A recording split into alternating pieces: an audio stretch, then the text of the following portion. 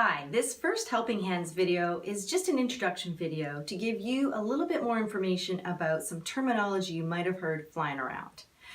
The terminology I'm referring to is the words gross motor skills and fine motor skills. What are people talking about when they use these crazy words? Okay, gross motor skills are simply large muscle movements. So they're activities like walking, running, jumping, climbing, kicking, throwing.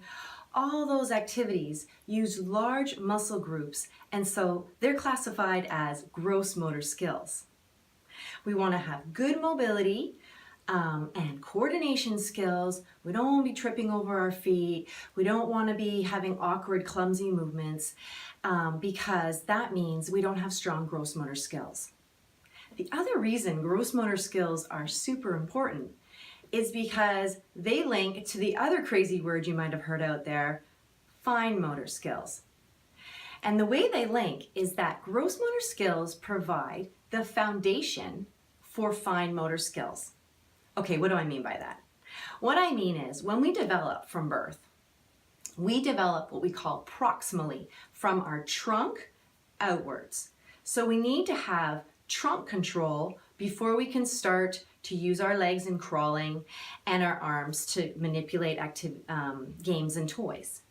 So when we have strong gross motor skills, we can develop then the use of our arms and legs in a more coordinated fashion. So what are fine motor skills? What are we referring to exactly? We're simply referring to the small, precise movements we do with our hands. So we use the small muscles in our hands and fingers to do activities like doing up buttons, manipulating a spoon or a fork, being able to tie our shoelaces, being able to hold a marker or a pencil for coloring and printing, and all those little craft activities use our fine motor skills. The problem is when we don't have strong gross motor skills, it's very difficult for our body to develop our coordinated movements in our hands. So it's very important that you always work on gross motor skills as well as fine motor skills because they really go hand in hand. Here is a little overview of fine motor skill development. And as you can see, it starts sort of proximally from the head and moves down through the body out to the hands.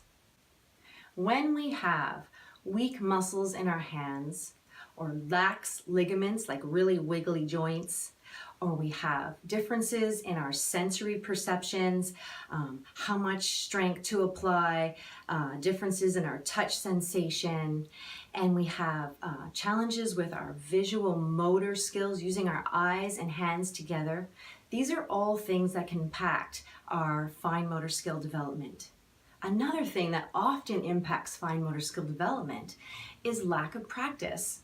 Sometimes you'll find those really on-the-go kids are really great at gross motor skills, and that's because they spend so much time doing them. They love to run and jump and hang and swing in the playground, but get them to sit down and do a craft activity? No way. And what happens is they don't get enough practice working on those fine motor skills. So these videos are going to provide you with fun ways to practice those skills so you can get your child more involved and doing those activities to build those skills in their hands so they will have more success with those fine motor challenges that will be coming their way in life and at school.